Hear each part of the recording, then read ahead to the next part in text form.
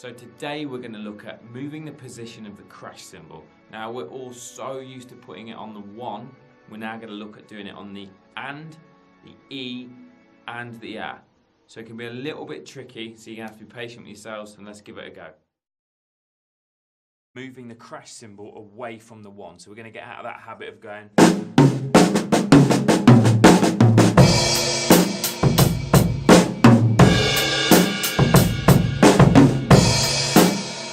We're going to try and cut that out, okay? We're going to look at doing it on the E, the and the A.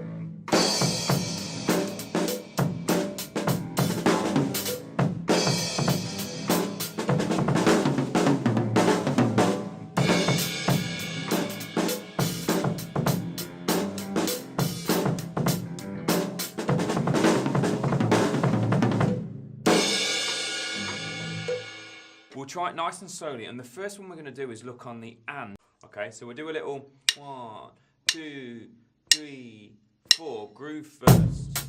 2 and 3 and 4 and 1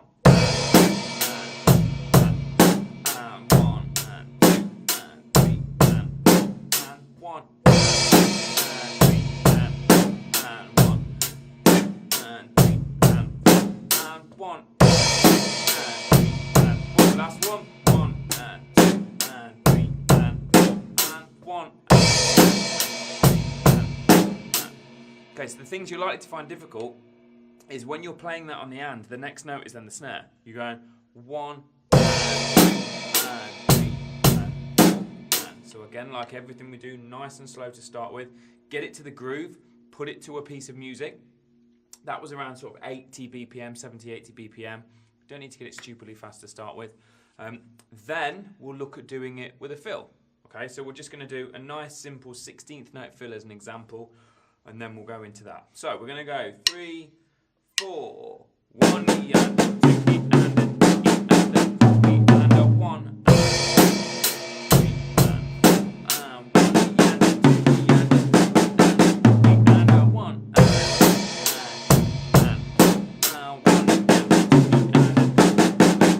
and 1. Last one.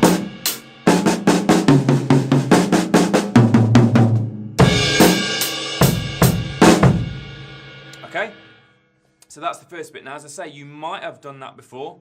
If so, it's just a nice little excuse to practice it. If you have, move on to the next one. So this one, we're going to look at putting it on the E. Now, this is a little bit, I'd say it's a little bit sneakier because it sounds like you've missed that first beat of the bar, but of course we haven't because we are masterful and we don't do that.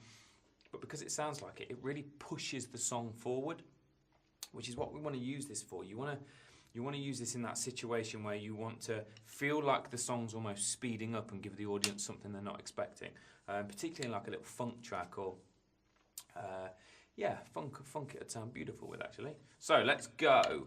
2, 3, 4, 1 and 2 and 3 and 4 and 1 and a 2 and a 3 and a 4 and a 1 and 2 and 3 and 4 and 1 and a 2 and a 3 and a 4 and a 1 and 2 and 3 and 4 and 1 and a 2 and a 3 and a 4. Last one.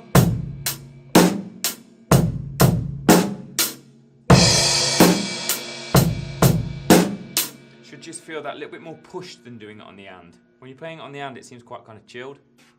You've got a 20-minute gap in between it, but this one feels like you're kind of rushing to push it in. Okay, same thing. Then I want you to try it on the snare drum for me. So we're going to go to, not on the snare drum, doing a 16th note fill.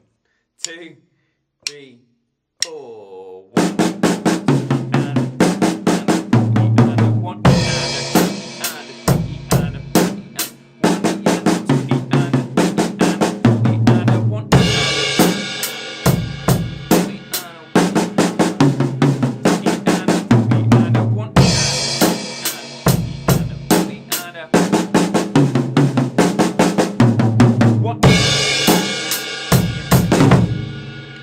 Now you don't have to go like that every time. I was just doing that for, performance effect, shall we say.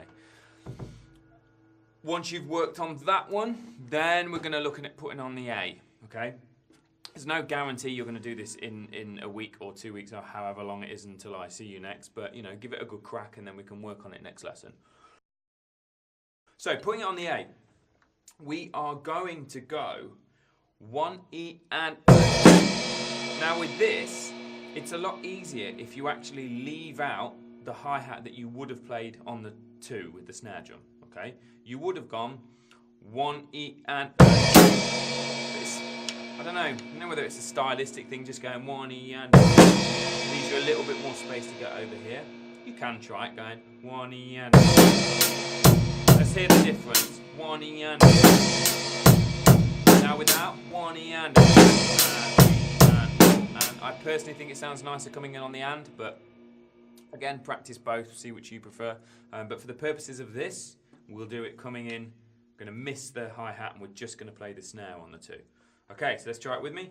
2, 3, 4, 1 and 2 and 3 and 4 and 1 E and 2 and 3 and 1 E and a 2 E and a 3 E and a 4 E and a 1 E and a 2 and a 4 E and a 2 E and a 3 E and a 4 E and a 1 E and that's one.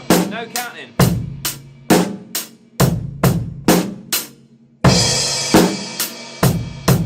See, when you don't count, you play it wrong. Schoolboy lesson. Let's do that last one again. 1 and 2 and 3 and 4 and. So I put the mistake in there to let you know that to make yourself feel better. Obviously, that mistake was completely on purpose. So as you know, with having lessons with me for years, that I don't ever make mistakes, particularly not on camera. Okay, same thing. We're going to do it now with a 16th note fill. So this is going to go 2, 3, 4, 1 E and a 2 E and a 3 E and a 1 E and a 2 E and a 1 E and a 2 E and a 3 E and a 1 E and a 1 E and a 2 E and a 3 E and a 1 E and last one. 1 E and a 2 E and a 3 E and a 4 E and a 1 E and